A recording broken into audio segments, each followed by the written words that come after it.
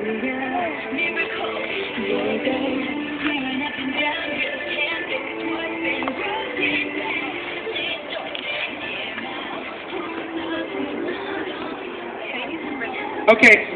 to start off, I'm going to explain a little bit about the colors of the altar and why we picked red and yellow and orange.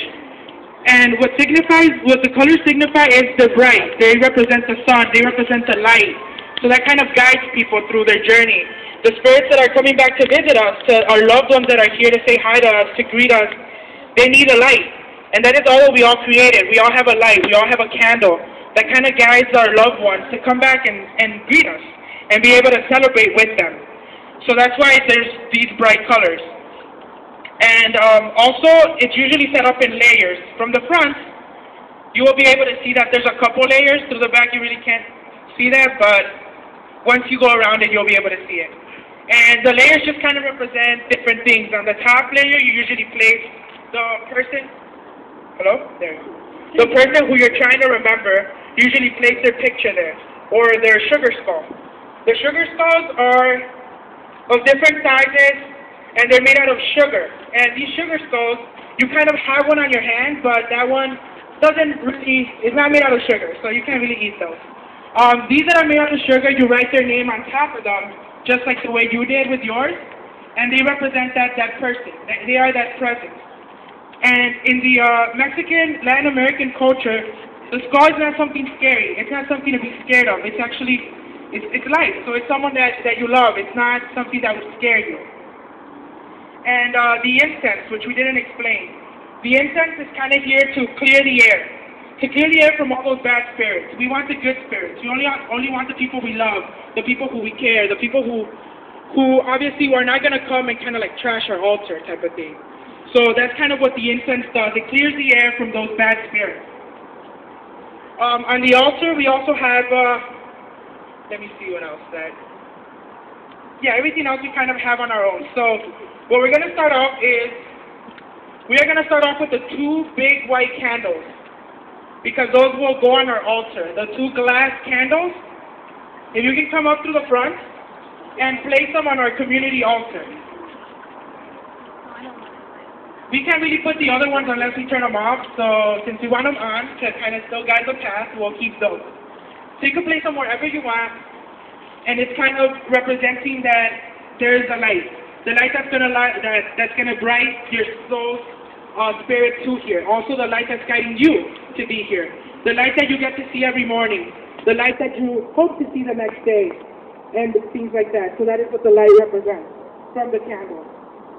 And now we are going to bring over the flowers. So the two big flower vases, however you say it, I always mess it up. We are going to put them on the altar. You can put them anywhere on the altar that you like, because this is our altar. Our offering, there you go. So the flowers, they are kind of like to welcome the souls to our area here. They represent that this is a festivity for the bright colors and a delightful aroma. So usually flowers smell nice, and that is kind of what they're here for. They're kind of to show that this is a party, that we're here to celebrate. Just like our papel picado, which we see hanging at the entrance, kind of.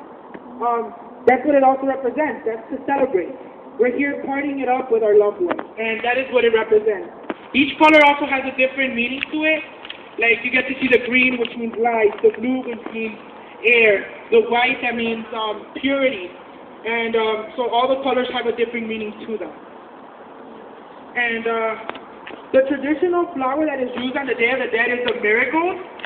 They're very hard to find here, so we just got fake flowers that kind of look like them. But that's kind of like the color they are. They're orange, they're bright orange, or bright yellow. They represent, again, the guide, the light, the orange, the bright, the sun. Some of the cultures also make a path out of petals. So as you can see, we walk from Bellarmine all the way here, and loved ones will do that as well, but they will make this path with all the petals to kind of represent to the souls where their house is still located at, where they used to live, where they grew up. So that's kind of what that path of flowers would represent at that moment. So that is the flowers. Now we're going to move over to The sugar, the bread. So if you have a loaf of bread, there's 4. 2 circular ones and 2 in shape of a skeleton or body. So those breads, they actually just represent bread. They represent your everyday meal. They represent that they were live people and they ate when they were here, and they still do. Because what they're doing here tonight is that you can put them up here too, or on the sides, or anywhere. So it represents that our souls are hungry. They're going to come back and visit us, so they're going to eat our bread. They're going to eat all the other food that is here as well. And that is what the bread means.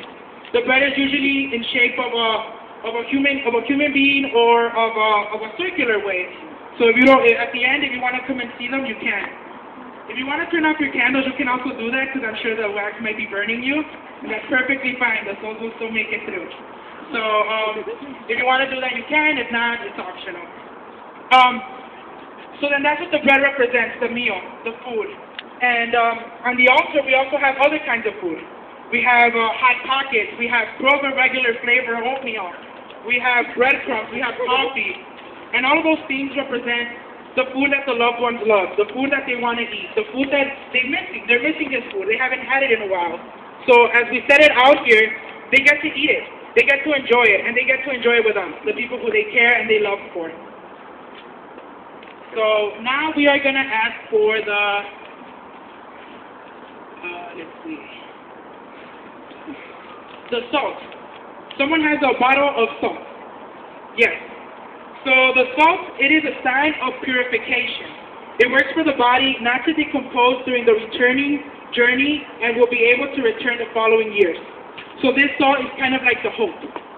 It's kind of to make sure that our soul, our body, our human, our loved one comes back to visit us the next year. Because if we don't provide it, they're not going to have that chemical inside them to not decompose, to be able to come back and visit us. And now we are going to ask for...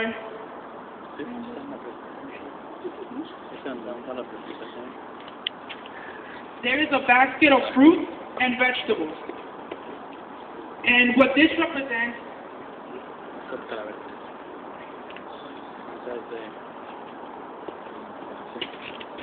These are the offerings that bring us nature. They connect us with nature. And generally, they're fruits of the season, the fruits that are in season. In our case, yeah, they're mostly fruits that are in season. Some eggplants, some oranges, some potatoes, so different things. So again, this kind of represents what the loved ones used to eat, what they used to enjoy, and they are a way to enrich